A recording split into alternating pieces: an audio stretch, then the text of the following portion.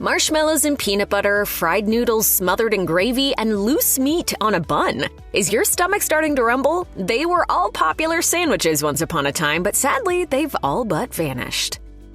The Fluffernutter is a sticky New England favorite. Two different teams of Massachusetts candy makers independently devised a jarred version of marshmallows in the 1910s, and one of them became Marshmallow Fluff, as produced and marketed by Durkee. One of its creators, Emma Curtis, promoted the product with a recipe for a Liberty sandwich, which consisted of peanut butter and the marshmallow substance on barley bread. But it wasn't popular until Durkee started printing the fun and cleverly renamed Fluffernutter recipe on jars of its product. Fluffernutter sandwiches became a local fad in the 60s, so widely eaten and loved by children that Massachusetts passed laws to limit how often they appeared on school lunch menus. Never much more than a regional treat and never as popular as it was in the 60s, the Fluffernutter ultimately became a rare after-school snack and a piece of edible nostalgia.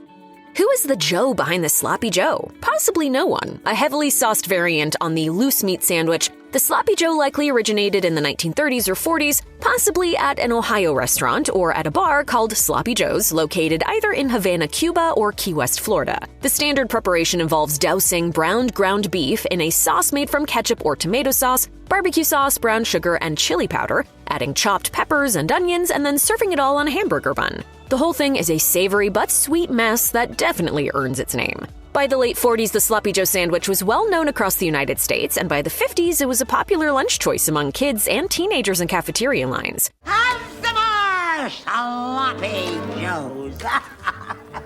I made them extra sloppy for you. Libby's marketed the first Sloppy Joe sauce mixture in the 50s, which would eventually be overshadowed by Hunt's Manwich, introduced in 1969. Associated with young eaters and their unrefined palates, Sloppy Joes didn't persist the way other comfort foods like peanut butter and jelly sandwiches and macaroni and cheese did. Sloppy Joes are a mid-20th century relic now and no longer a cafeteria standard.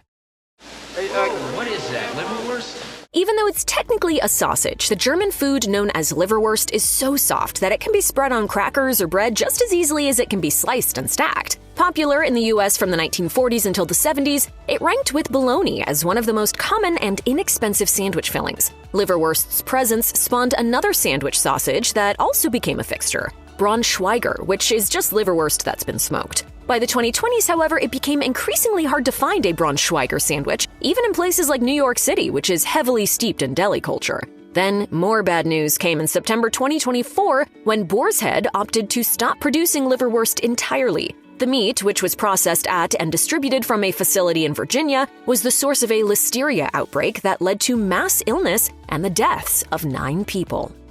When large numbers of Chinese immigrants settled in New England in the 1920s, many opened restaurants to serve traditional dishes. To attract diners, restaurant owners sought to ease the transition to Chinese food by marrying it with familiar American elements. Hence, the Chow mein sandwich was born. So what is it? The sandwich features seasoned, sauced, and fried flat chow mein noodles along with bits of celery, bean sprouts, and onion, all piled high onto white bread and covered in brown gravy. Likely created in Fall River, Massachusetts, where the local economy was historically dominated by textile production, the chow mein sandwich was initially designed as an energy-packed meal for mill workers. The sandwich eventually made its way from Chinese restaurants to cafeterias in local factories, lunch counters, and schools. While it can still be found at Chinese restaurants in Fall River, the chow mein sandwich never caught on outside of the northeastern United States, rendering it a local and historical curiosity. Is it safe to say that you're suffering from noodle withdrawal? Yes, it is safe to say that, very much. That is loose meat. Those bastards stole our sandwich. Loose meat sandwiches are a fast food staple in many Midwestern states. They contain lightly seasoned ground beef on a bun and are usually topped with onions, pickles, and lettuce. But unlike a hamburger, the protein isn't presented as a patty, it's a carefully arranged pile of loose meat. Such sandwiches are also known as Maid-Rights, owing to the local dominance of loose meat chain Maid-Rite. In the late 1950s, Campbell's tried to take the loose meat sandwich national with a variation designed to move units of its canned soups. A 1957 recipe for the vegetable superburger distributed by Campbell's promised a simple, hearty meal. The recipe combined ground beef and onions simmered in a can of vegetable soup, ketchup, and mustard all piled onto buns. A later recipe, printed in magazine ads for Campbell's onion soup, subbed out the vegetable soup, resulting in a spicy sandwich that resembled a sloppy Joe. While loose meat sandwiches remain popular in the Midwest, Campbell's hasn't promoted super burgers in years. Similar in name to another open-faced sandwich with a historical connection to the British Isles, Welsh rarebit, or rabbit, which is cheese and mustard sauce poured over toast, Scotch woodcock also doesn't contain any wild animal meat. It's made up of creamy, soft-cooked eggs spooned onto toast along with whole anchovy fillets. The sandwich took off in some of the most prestigious places in English society in the early 1900s, like the University of Oxford and Parliament. It was served in the dining halls at both institutions until the mid-20th century, at which point it faded into obscurity. In the US, however, a version of the Scotch woodcock gained popularity among readers of a 1911 United Daughters of the Confederacy cookbook. Created by Frances Luck of Jackson, Mississippi, the sandwich was served at countless ladies' club luncheons, with the addition of strained tomatoes and melted cheese. Coronation chicken is the crown jewel of curried chicken sandwiches. While planning the coronation for Queen Elizabeth II in 1953, the UK's Minister of Works asked Le Cordon Bleu London to cater a luncheon to be attended by 350 foreign dignitaries. Operators Rosemary Hume and Constance Spry, both cookbook authors, created a dish specifically for the occasion. And seeing as the luncheon would be prepared by students, it would have to be a simple dish. So Hume and Spry came up with coronation chicken. It consists of chicken poached in water and wine, then slathered in a cream sauce of mayonnaise, whipped cream, a tomato and apricot puree, curry powder, lemon, pepper, and red wine. Damn, this chicken is good. The recipe appeared in Spry's cookery book in 1956 and made its way into buffets, parties, and even as the basis for restaurant sandwiches later on. It can still be found in some form of convenience store and deli counter sandwiches in the UK, but it's something of a campy, nostalgic item. Today, it's most often trotted out for home parties celebrating crown events like royal weddings and coronations.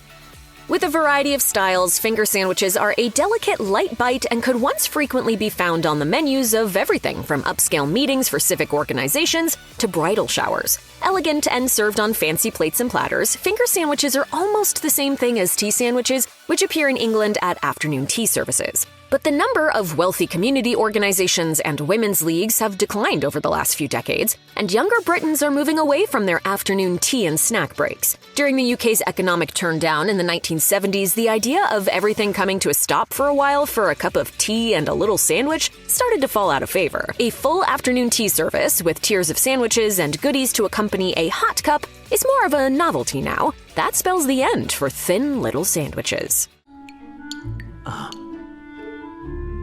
Never mind.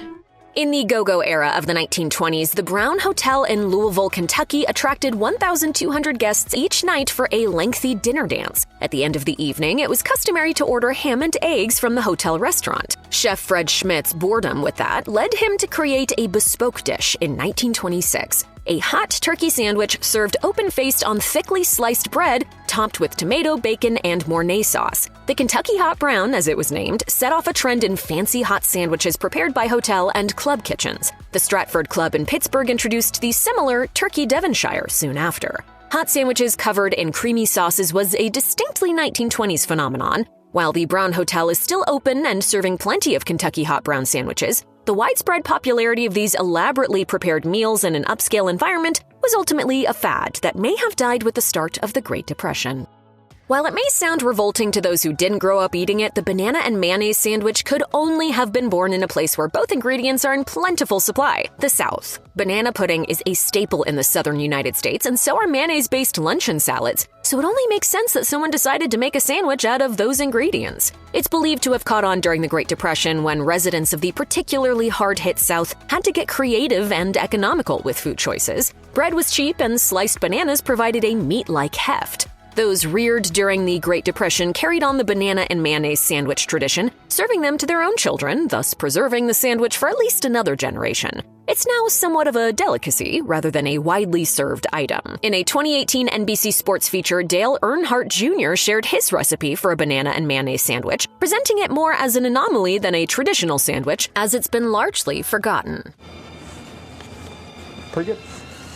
Olive loaf, pimento loaf, and other similar products consist of mixed and pressed ham flecked with flavor-adding bits of extra ingredients, like green olive slices, red pimento bits, or pickle chunks. Such meats, sold wholesale to grocery store deli counters in large loaves, as well as marketed in smaller packages by the likes of Oscar Mayer, used to be as prominent as other ready-to-go sandwich makings like ham, turkey, and roast beef. But a combination of tastes changing over time and consumer habits shifting has led to a decline in deli meat sales overall. Anne-Marie Roerink of 210 Analytics told The Takeout, "Younger folks aren't big on using service counters. They are not big on using the meat counter or any counter. They prefer self-serve and often customization through an app or kiosk. And stores aren't even selling many olive loaf and pimento loaf sandwiches anymore. Oscar Mayer no longer even produces olive loaf, while muffaletta-style sandwiches, which utilize an olive melange, seem to have replaced the idea of meats with the olives built right in." Mock recipes were big during the Great Depression, born out of necessity. So many people were trying to feed themselves and their families on greatly diminished incomes that they had to cut corners on groceries. One notable example from this period is mock ham salad. It's similar to authentic ham salad in that mayonnaise holds together chopped sweet pickles, diced onions, and hard-boiled egg bits, but it's different in that it uses chopped grocery store bologna in place of ham. The whole gloopy, porky mixture went onto buns or sliced bread. After the economy recovered in the mid-40s and ham was no longer a luxury, there was little need to substitute it with chopped bologna anymore. Mock ham salad was relegated to history as an oddity of the stressful and frightening Depression, a time few cared to revisit.